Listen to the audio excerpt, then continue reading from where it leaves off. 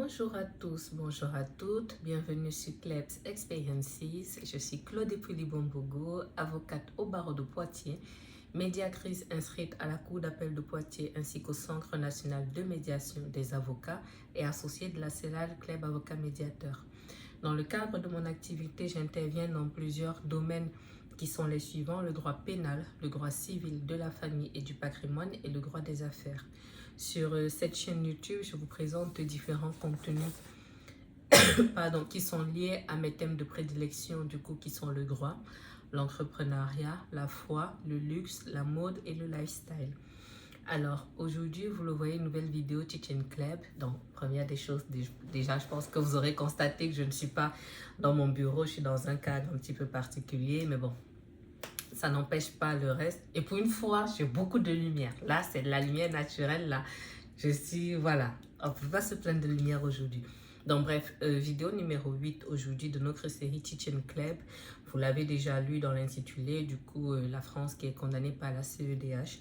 Je vous explique d'abord, comme d'habitude, le concept en fait de ce type de vidéo et ensuite on va aborder un petit peu le fond, sachant que je vais beaucoup baisser la tête parce que, comme je dis, je ne suis pas dans mon environnement naturel, je ne suis pas à mon bureau, donc j'ai, comment dirais-je, j'ai deux documents là et puis j'ai mon téléphone pour, je disais juste en fait que je vous explique du coup comme d'habitude, pardon. Je vous explique d'abord le concept de la vidéo et après on va parler du reste. Et je disais que j'ai mes feuillets là devant moi et je vais m'aider du coup de mon téléphone pour lire les documents parce que je n'ai pas eu la possibilité de tout imprimer comme d'habitude. Donc la vidéo Chichen Club, c'est une vidéo hebdomadaire que je publie ici tous les mercredis à 19h ou 20h, je ne sais jamais. Et le concept en fait m'a été inspiré d'un mode de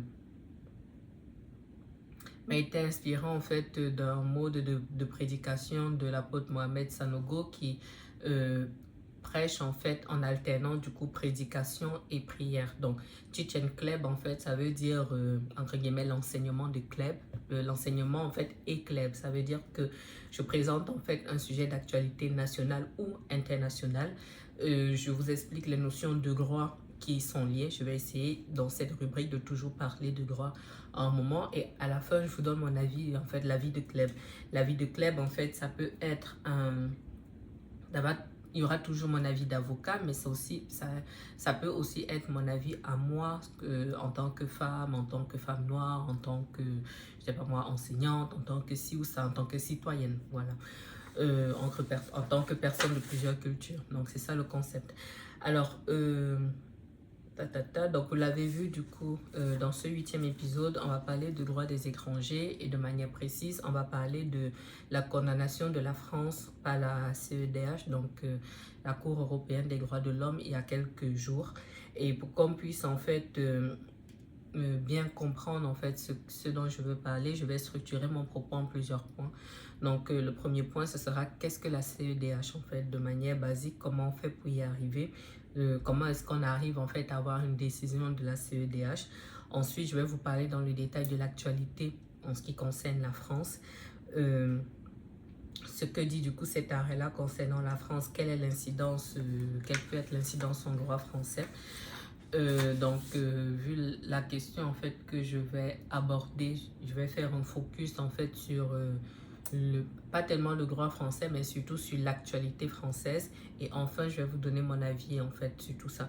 Je vais vraiment essayer de bien séparer les choses parce que en réalité mon avis va transparaître tout au long de la vidéo, mais je vais quand même essayer de séparer les choses. Donc voilà, point numéro 1, qu'est-ce que la CEDH? Alors ici, les propos, mon point va être un petit peu technique à un moment, mais on va dire je n'ai pas forcément beaucoup de marge, je n'ai pas trop de choix si je veux que vous puissiez comprendre. Donc je vais essayer d'alléger les choses au maximum, mais je serai quand même obligée de dire beaucoup de choses dans le détail pour que ce soit... voilà, que ce soit bien expliqué, on va dire ça comme ça.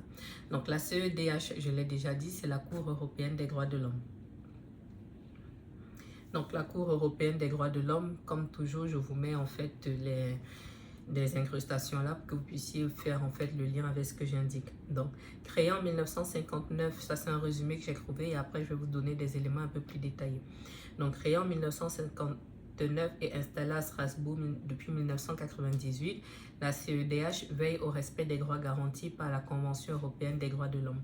Elle peut être saisie lorsqu'un État membre du Conseil de l'Europe ayant ratifié la Convention et ses protocoles est accusé de ne pas respecter ses droits. Toutefois, elle n'intervient qu'en dernier recours, une fois que toutes les voies de recours internes sont épuisées. Donc, c'est le principe de subsidiarité. La Cour peut être saisie par une personne physique ou morale, une organisation non gouvernementale ou encore un groupe de particuliers s'estimant victimes d'une violation, ainsi que par un État contre un autre. Elle est composée de 46 juges, donc un par État partie à la Convention, élus pour un mandat unique de 9 ans. Les candidats doivent avoir moins de 65 ans au moment de leur élection. Voilà, ça c'est un propos qui est quand même relativement succinct. Sachant que moi je suis allée sur le site de la CEDH et j'ai trouvé du coup on va dire comme un formulaire, voilà, parce que je voulais dire mémorandum, en fait comme un fascicule qui, désolé le reflet me gêne un petit peu, comme un fascicule qui reprend assez bien en fait, qui répond à toutes les questions qu'on peut se poser. Donc je vais mettre les captures d'écran là, je vais essayer de ne pas tout lire dans le détail pour que ce soit pas trop long, mais c'est un petit peu ce que j'avais déjà dit là. Donc c'est une juridiction internationale qui siège à Strasbourg, composée du coup d'un nombre de juges égal aux membres du Conseil de l'Europe, et du coup, Conseil de l'Europe, État aussi ayant ratifié la Convention européenne de sauvegarde de l'homme et des libertés fondamentales. Ça me rappelle quand je préparais le grand taux, l'examen, moi je préparais l'examen d'entrée en école d'avocat. Voilà, donc ces juges-là sont censés être indépendants de leur pays d'origine, ils ne représentent ni les requérants ni les États. Et on vous donne quelques informations sur la CEDH, donc cette fois-ci la Convention. La Convention européenne des droits de l'homme, c'est un traité international ouvert à la signature des seuls États membres du Conseil de l'Europe. Voilà, il contient en fait, cette convention contient notamment une liste de droits et garanties que les États se sont engagés à respecter. Donc, la Cour applique la Convention, du coup, comme je l'ai dit, la Convention européenne des droits de l'homme. Sa mission consiste à vérifier que les droits et garanties prévus par la Convention sont respectés par les États. Donc, comme je disais tout à l'heure, elle peut être saisie d'une plainte qu'on appelle la requête, qui est introduite par des individus ou parfois par des États. Donc, lorsqu'il y a une violation, elle rend un arrêt. Donc, cet arrêt a une force exécutoire et le pays concerné est tenu de l'exécuter. Donc, on va un petit peu en reparler tout à l'heure. Donc, vous pouvez saisir du coup, vous pouvez saisir la CEDH si vous estimez personnellement que vous avez été directement victime d'une violation des droits et garanties prévus par la Convention ou ses protocoles. Ce que je trouvais intéressant, c'est de vous parler des droits du coup garantis parce que ça va faire un lien avec tout ce que j'ai à dire par la suite. Donc, les droits prévus par la Convention ou ses protocoles sont les suivants. Donc, le droit à la vie, le droit à un procès équitable en matière civile et pénale, le droit au respect de la vie privée et familiale, le droit à la liberté d'expression, le droit à la liberté de pensée, de conscience et de religion, droit à un recours effectif, droit au respect de ses biens, droit de vote et droit de se présenter à des élections. Il y a des interdictions qui sont prévues par la Convention et ses protocoles. Donc, interdiction de la torture et des peines ou traitements inhumains ou dégradants, interdiction de la détention arbitraire et illégale, interdiction de discrimination dans la jouissance des droits et libertés reconnus par la Convention, interdiction de l'expulsion ou de refoulement par un État de ses propres ressortissants, interdiction de la peine de mort, interdiction de l'expulsion collective d'étrangers. Autre point aussi qui peut être intéressant pour les personnes que ça concerne, même si dans tous les cas, il vous est conseillé de prendre un avocat. À un moment même, ce sera obligatoire, mais bon, à un moment dans la procédure, je veux dire. Donc, quelles sont les conditions du coup si vous voulez introduire une requête? On vous dit que vous n'êtes pas obligé d'avoir la nationalité de l'un des pays membres du Conseil. Il faut en fait que la violation dont vous vous plaignez ait été commise par l'un de ces États dans sa juridiction. Ensuite, donc vous pouvez être une personne physique ou morale, ça je l'ai déjà dit. Vous devez être directement victime de la violation que vous évoquez. Ensuite, est-ce qu'il y a des conditions préalables à remplir devant les juges nationaux? Donc oui, vous devez avoir utilisé dans l'état en cause tous les recours qui auraient pu porter remède à la situation dont vous vous plaignez. Donc, ensuite, il faut que vous ayez réellement soulevé vos griefs à l'occasion de ces recours. Et il faut en fait que le dernier recours ait été définitif. Voilà. Hop, hop, hop. Et attention, vous avez un délai de 4 mois après la dernière décision, donc Cour de cassation au Conseil d'État pour saisir la CEDH. Voilà, vous pouvez saisir contre l'un des États, ça j'ai déjà indiqué.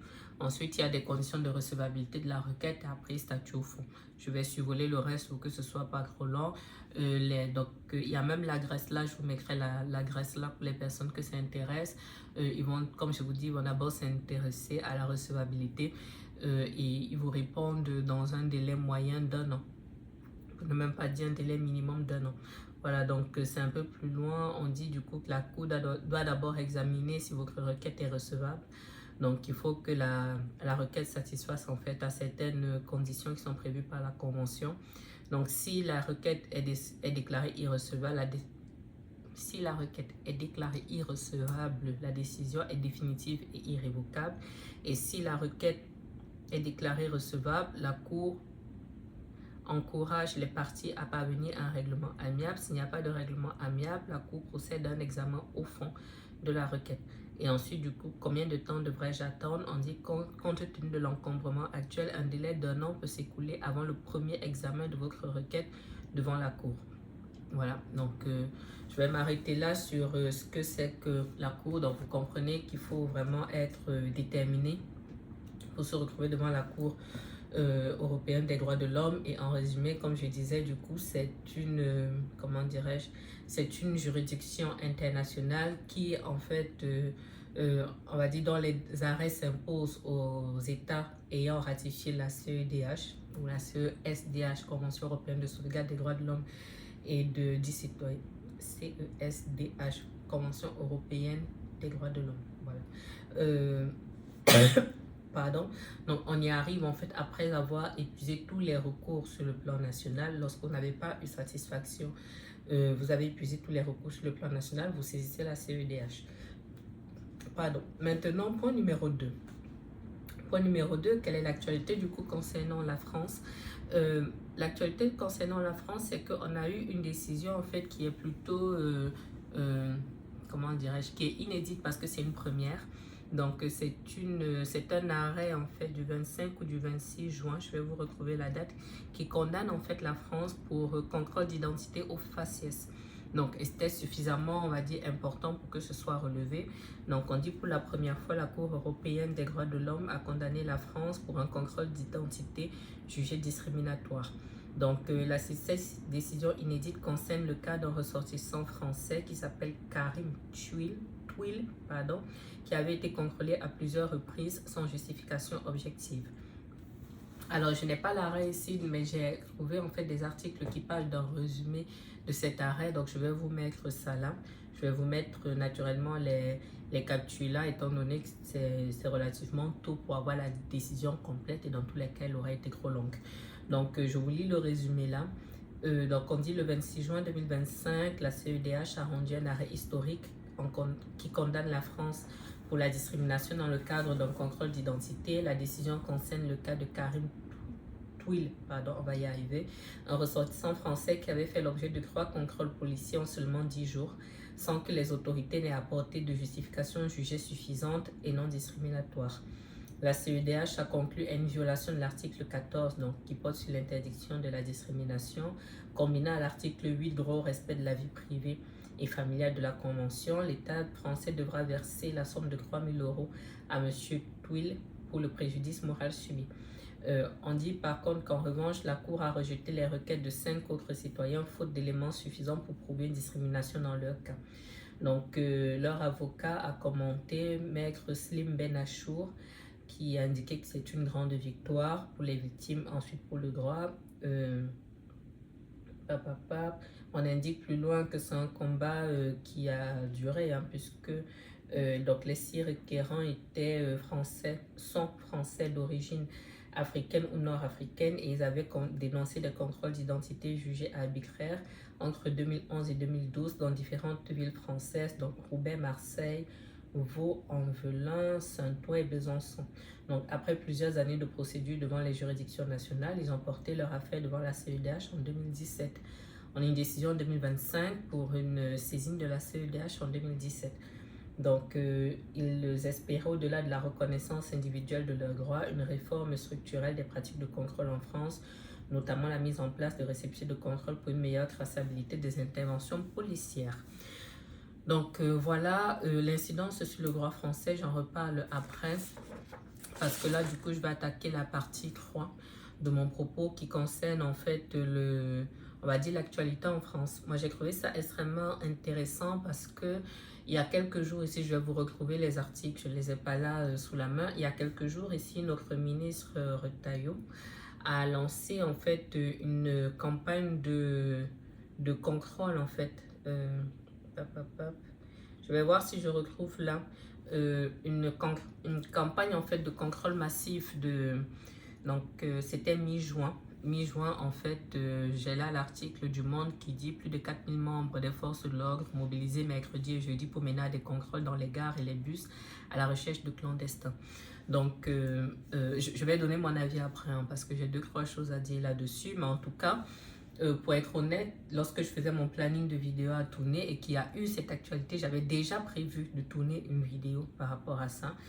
Et lorsque cette décision de la CEDH est tombée, j'ai décidé pardon, j'ai décidé en fait de cumuler en fait les informations pour faire une vidéo regroupant tout ça parce que je trouve en fait que les faits vont du moins que l'actualité en fait convient, je sais pas comment dire ça, désolée, je vois des choses qui m'interpellent un petit peu, donc il va falloir que j'aille un peu vite pour la suite. Donc j'ai trouvé que les deux actualités se complétaient, voilà.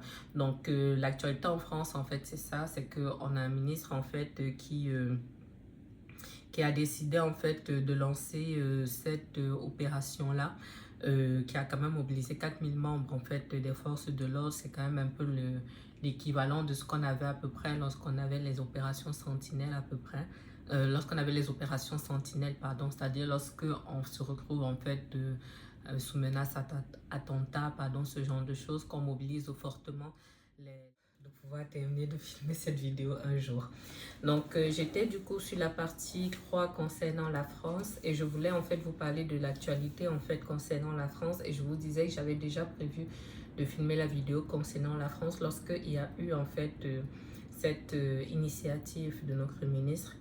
Donc, je vais vous survoler en fait l'article du Monde là qui à mon sens, était assez succinct, du moins qui résumait bien la situation.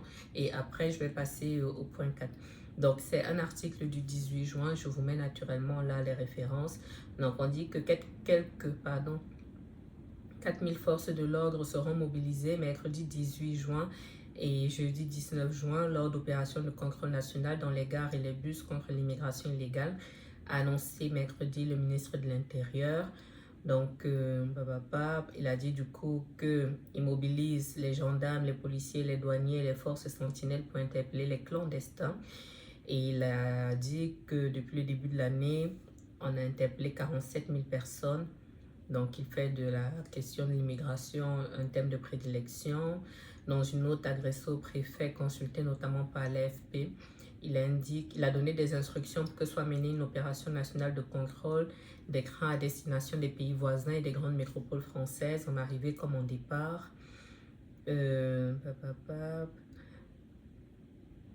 Donc, il s'est vanté dans une note d'une augmentation conséquence des interceptions ici dans étrangers en situation irrégulière ces dernières semaines et une opération nationale de contrôle des flux menée les 20 et 21 mai, ayant débouché à 750 interpellations. Donc cela fait suite du coup, donc la mesure a été dénoncée, hein. Elle a été dénoncée par la gauche et les associations de défense des migrants qui ont pu notamment soulever que le ministre de l'Intérieur lance une grande campagne de discrimination raciale et d'abus de pouvoir. Ce n'est pas écrit comme ça, mais on le sait. Donc ça, c'est l'association Utopia 56. Le mouvement contre le racisme et pour l'amitié des peuples a dénoncé une opération xénophobe prenant en bouc émissaire les plus précaires parmi les précaires.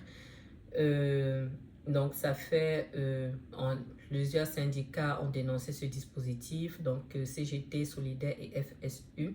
Ces opérations qui s'apparentent à des rafles ajoutent leur communiqué déplorant une escalade nauséabonde visant les travailleurs et travailleuses qui se rendent sur leur lieu de travail et qui aujourd'hui ou demain, un peu plus que d'habitude, le feront la peur au ventre. Il y a une députée communiste des Hauts-de-Seine, Elsa Faucillon, qui a souligné l'appel du 18 juin de Retailleau, organiser une chasse des étrangers dans les trains. Le député de la France Insoumise, LFI, donc de Seine-Saint-Denis, Thomas Porte, a dénoncé une grande traque aux étrangers dans les gares et les trains de tous les pays, précisant que cela lui rappelait les heures les plus sombres de notre pays. Donc, ça fait lien aussi avec la circulaire du 23 janvier dont j'avais parlé dans une précédente vidéo, dans ma première vidéo, droit des étrangers. Donc, c'est une circulaire qui vise à durcir les critères de régularisation, demandant au préfet de privilégier les travailleurs dans les métiers en tension et d'exiger 7 années de présence sur le territoire pour tous les autres. Voilà, autre élément à apporter à votre connaissance. Je vous mets là la capture d'un autre écran qui parle du fait que en fait ce sont des questions qui se posent un peu ces dernières années parce que depuis 2021, en 2021 on a relevé 47 millions de contrôles.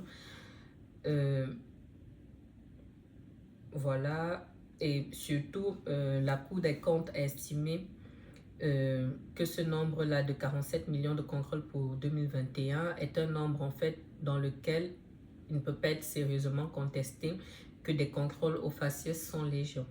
Donc, on a eu des études du défenseur du droit en 2017. Je lis rapidement parce qu'il y a tellement d'informations en fait, mais je vous mets, comme je vous dis, une majorité de captures d'écran là. Dernier élément dont je vais parler avant de donner mon avis, c'est un article qui date lui de 2023 et on interviewait déjà le confrère qui a défendu les 6 personnes là, ou du moins à minima le dernier là devant la CEDH. Donc l'avocat Slim Ben Achour qui disait déjà en 2023 que le contrôle d'identité au faciès est un problème systémique, structurel, institutionnel. Et il expliquait en fait, donc il donnait on va dire des pistes de réflexion. Voilà. Et il expliquait notamment qu'il a commencé à batailler sur la question des contrôles d'identité lorsqu'en 2005, les gens s'étaient révoltés après le décès de Ziyad Ebouna qui avait été électrocuté, alors qu'il cherchait à s'échapper d'un contrôle de police. Je vais m'arrêter là sur la partie documentation actualité en France parce qu'il y a énormément de choses à dire, énormément. Je ne veux pas que ce soit trop long et puis surtout, j'avoue que je vais devoir arrêter de filmer dans pas longtemps. Et je voulais en fait te partager ça. Il y a un dernier élément que j'ai trouvé dont je vais... Qu'est-ce que j'ai à dire? Donc, point numéro 4, la vie de Clèves.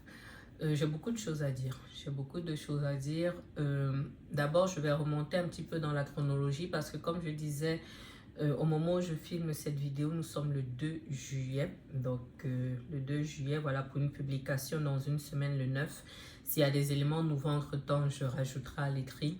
Je me suis beaucoup déplacée dans le courant du mois de juin. Donc, j'ai beaucoup cyclé dans les gares et tout le reste. Donc, j'ai vu les dispositifs qui étaient installés. Comme beaucoup de personnes de la même couleur de peau que moi, j'ai été assez choquée. Des annonces de notre ministre de l'Intérieur. Et au-delà, en fait, de cela, si vous voulez, je fais partie des personnes qui commencent à ressentir un certain malaise, en fait, sur certains climats. C'est un climat qui s'installe, en fait, depuis quelques années et, en fait, qui nourrit en fait, une certaine défiance, qui nourrit des préjugés, qui nourrit, en fait, de l'anxiété parce que certaines personnes pourraient se dire que je suis en train de faire l'amalgame des choses entre les personnes en situation régulière et les personnes en situation irrégulière. Absolument pas. Absolument pas. Pourquoi? Pardon. Parce que je vous parle à la fois de la décision de la CEDH qui fait un lien avec les contrôles aux faciès, qui fait un lien avec les contrôles, on va dire, intempestifs, qui fait un lien avec la situation des migrants et qui fait lien on va dire de manière globale, avec les personnes en situation irrégulière. Pourquoi? Parce que le contrôle au faciès vient en fait du fait que lorsqu'on va vous voir, très souvent, pour pouvoir dire les mots, très souvent c'est soit vous êtes noir, soit vous êtes maghrébin, et on va se dire, ah celui-là, il faut qu'on le contrôle. D'abord parce que sur le principe, les noirs et les maghrébins, et on se dit que bon, il y a potentiellement quelque chose à cacher. Donc, soit une situation irrégulière, soit il cache quelque chose, soit, c'est pas moi, peut-être il a un petit truc de cannabis sur lui, peut-être. Et c'est ça, en fait, qui génère, et c'est le lien, en fait, avec tout ça, puisque en réalité, une personne, donc le contrôle au faciès, la plupart du temps, ça va concerner les mêmes personnes, alors même que vous pouvez être, je sais pas moi, vous pouvez être par exemple américain et vous êtes là depuis un certain temps sur le territoire et vous vous retrouvez en situation irrégulière. Vous pouvez être d'un autre État, par exemple d'Amérique au sens large, ou alors Europe hors Union européenne, ou d'ailleurs, ou peut-être d'Asie, en situation irrégulière, mais le contrôle ne va pas être aussi régulier qu'il peut l'être en fait chez d'autres personnes. Donc ça rejoint le contrôle facial et ça rejoint en fait la situation des personnes comment dirais-je, ça rejoint le cas des personnes en situation irrégulière parce que la personne en situation irrégulière, ce n'est pas forcément la personne qui est on va dire, physiquement comme une personne SDF, une personne qui est sans domicile fixe. Effectivement, vous allez la voir peut-être un peu débraillée, vous sentez que la personne peut-être n'a pas la possibilité de prendre des douches, elle traîne ses affaires à gauche, à droite, mais ça ce n'est pas lié à une couleur de peau, puisqu'il suffit que vous puissiez voyager un petit peu dans le pays, vous allez voir qu'il y a des personnes tant caucasiennes que non caucasiennes qui peuvent se retrouver dans une fragilité particulière dans leur vie, et vous les voyez, on va dire, errer dans la ville, et tout ça, ce n'est pas lié à la situation administrative.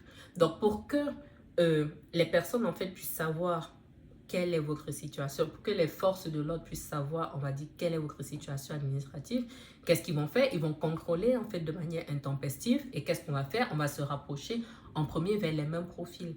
Et c'est en ça en fait que je fais partie des personnes que ça gêne. Donc ça gêne pour des raisons évidentes par rapport à ma couleur de peau, même si je reconnais que je ne fais pas partie des personnes qu'on contrôle le plus, mais attention, on va dire, je fais partie des personnes pour lesquelles, heureusement ou malheureusement, le regard a beaucoup changé depuis que je suis devenue avocat.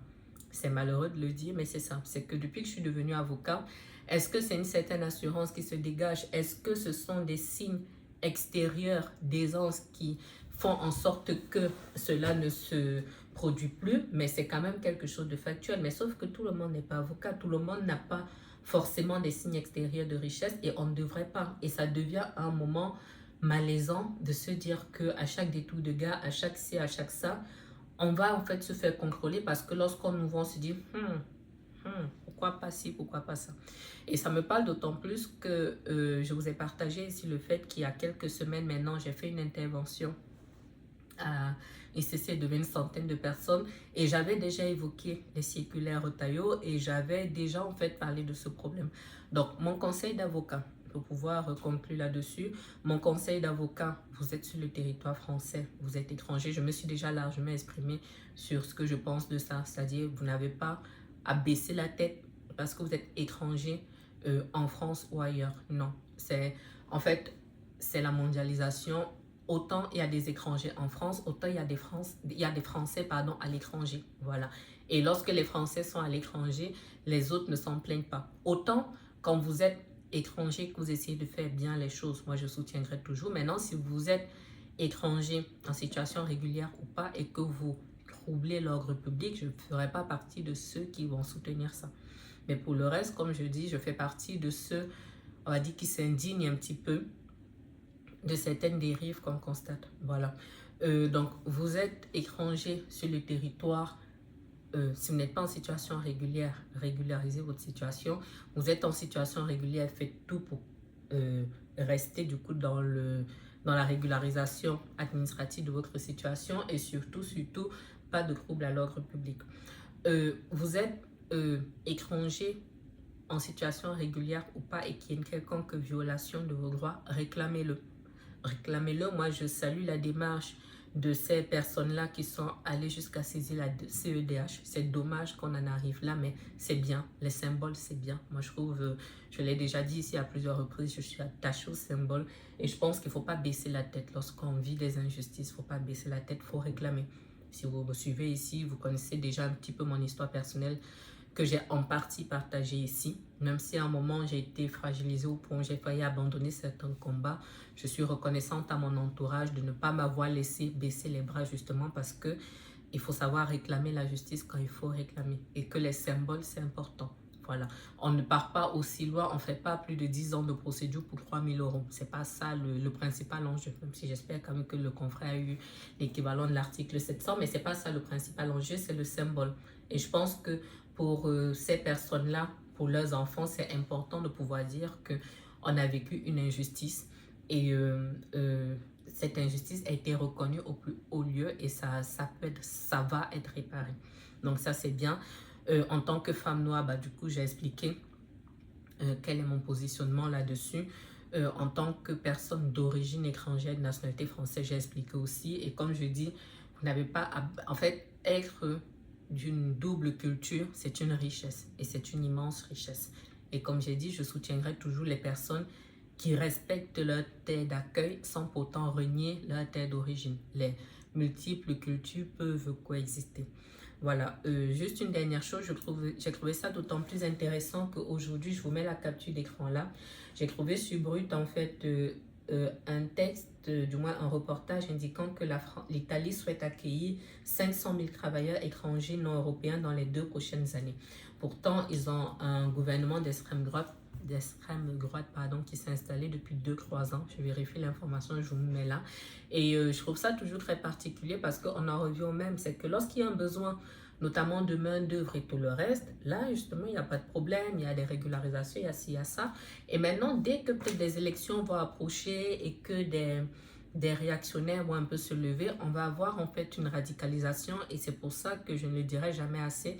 Ne laissez pas votre vie dans les mains du hasard. Anticipez tout ce que vous pouvez anticiper, régularisez tout ce que vous pouvez régulariser pour être tranquille.